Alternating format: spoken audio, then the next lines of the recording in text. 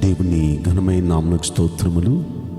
ఈ వాగ్దానం వింటున్న మీకందరికీ మన ప్రభువును ప్రియ రక్షకుడైన యేసుక్రీస్తు నామములో శుభములు, మా హృదయపూర్వకమైన వందనములు తెలియచేస్తున్నాం.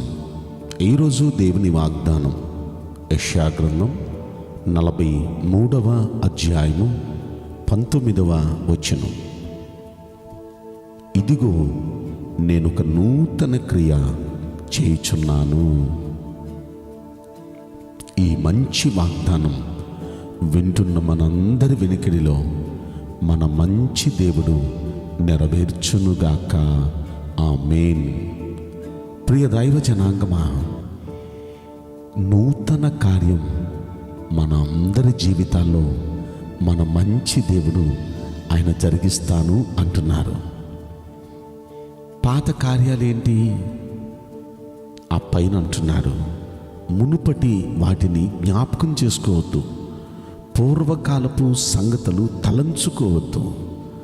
మునుపు ఏంటంటే కష్టాలు, నష్టాలు, ఆర్థిక ఇబ్బందులు, కుటుంబ సమస్యలు, జీవితంలో జరిగిన ఫెయిల్యూర్స్. గత కాలాల్లో మన జీవితంలో ఇలాంటివి చాలా దొల్లిని, చాలా ఇబ్బందుల్లో, చాలా కష్ట పరిస్థితి గుండా మనం వెళ్ళిన రోజులు. అలాంటి ఆ భయంకరమైన ఆ పరిస్థితులు, ఆ బాధలు, ఆ వేదనలు అవి జ్ఞాపకంలోకి తెచ్చుకోవద్దు. ఆ జ్ఞాపకంకి రానియొద్దు. అవి ఆ పూర్వకాల సంగతులు తలంపులో కూడా రానియొద్దు. ఆయన అంటున్నారు, ఇదిగో నేను ఒక నూతన క్రియ చేయబోతున్నాను. అది ఇప్పుడే అది ప్రారంభమవుతుంది. ఇప్పుడే అది ప్రారంభమవుతుంది. ప్రియ దైవ జనాంగమా, దేవుడు నూతన కార్యం చేయాలి అనుకుంటే ఎవరు ఆపగలరు? నూతన కార్యం అంటే ఎలా ఉంటుంది?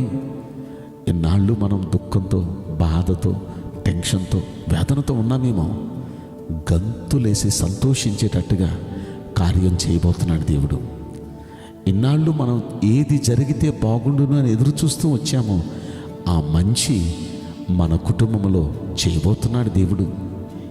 నూతన కార్యం అంటే ఇంతకుముందు ఎప్పుడు మనం చూడని సంగతులు, ఇంతకుముందు ఎప్పుడు మనం వినని ఆ మంచి కార్యాలు మన అందరి జీవితాల్లో ప్రభు చేయాలనుకుంటున్నారు. అయితే ఆయన చేయాలంటే మనం ఏం చేయాలి? అక్కడ కింద ఆయన ఏమన్నారంటే 21వ వచనంలో, నా నిమిత్తం నిన్ను నిర్మించిన జనులు నా స్తోత్రము ప్రచురము చేయుదురు. అయితే కింద అంటున్నాడు 23వ వచనం 2వ లైన్, నీ బలుల చేత నన్ను గనపరచలేదు అని.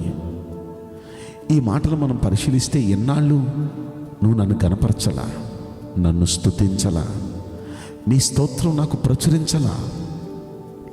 ఎన్నాళ్ళు చేయలేదు. ఎన్నాళ్ళు చేయని ఆ స్తోత్రం, ఆ కీర్తన, నాకు రావాల్సిన ఘనత నాకు చెల్లిస్తూ, నన్ను స్తుతిస్తూ, నన్ను గనపరుస్తూ ఉంటే, ఎన్నాళ్ళు మీ జీవితంలో మీరు చూడని అద్భుత కార్యాలు, ఆ నూతన కార్యాలు, ఆ ఆశ్చర్య కార్యాలు మీ జీవితంలో నేను జరిగిస్తా. కనుక ఒకవేళ ఎన్నాళ్ళు మనం కొద్దిగా చేసేమో స్తుతి, ఎక్కువగా చేద్దాం. మనం నూతనంగా మారి మనం దేవుణ్ణి స్తుతించడం ప్రారంభిద్దాం. దేవుణ్ణి ఆసక్తిగా, ఇంట్రెస్ట్గా ప్రతిరోజు దేవుణ్ణి స్తుతిద్దాం. దావీదు రోజుకి 7 సార్లు స్తుతించేవాడు. దానియేలు రోజుకి 3 సార్లు స్తుతించేవాడు.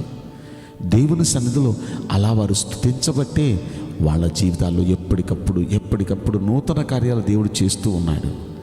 నూతన కార్యాలు దేవుడు మన జీవితంలో కూడా చేస్తాడు. మనం ఆయన స్తుతిద్దాం, గనపరుద్దాం. దేవునికి స్తుతి అంటే చాలా ఇష్టం. ఆయన స్తుతించేవారంటే చాలా ఇష్టం. మనం ఆయన్ని స్తుతిస్తూ ఈ నూతన కార్యాలు ఎందుకు పొందకూడదు మన జీవితంలో? రెండవ పని మనం చేయాల్సింది ఏంటంటే 22వ వచనంలో అంటాడు చూడండి, యాకోబు నీవు నాకు మొర్ర పెట్టుట లేదు అన్నాడు. మొర్ర పెట్టాలి ఆయనకి.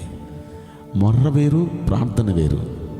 ప్రార్థన అంటే మామూలుగా మైకులో చేస్తూ ఉంటామే, దాన్ని ప్రార్థన అంటారు.